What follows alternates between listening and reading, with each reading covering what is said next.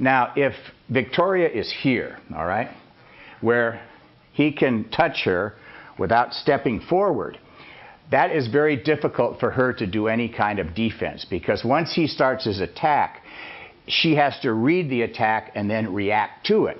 So what we need to do is we need to be able to have time. And to do that, we need to be able to control the distance. So if Nyeon moves back a bit, so now he cannot touch her without doing what? Without stepping forward with his lead foot. That gives her time to react, and that's the preparation. He has to move forward. Now, if she's too far away, it's also maybe slightly difficult for him to be able to counterattack, because he can get too much force, too much pressure. What you want to do is be what we call the fighting measure, which is right on this verge right here. So what we use, our basic principle, is going to be called the stop kick. And there's 3 different ways to do that. We're going to show you 3 basic ways to do that.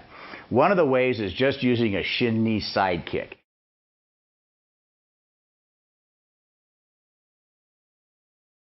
This time, Nyeon's going to try to hit Jeremy with a boxing glove, so it makes it a little more realistic. Notice they're still at the fighting measure. There you go. All right, excellent. Now, once you've done that, then we can actually have movement. We can move around. Just try to stay in this area here for the camera, but go ahead and do it by moving. Nyeon's going to move, circling, moving.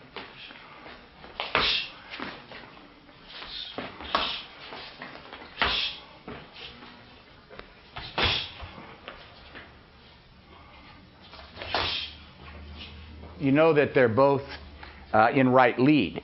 The reason that Jeremy's in a right lead is using the JKD principle of having his strongest hand, strongest foot forward, which in this case is his right leg, his right hand.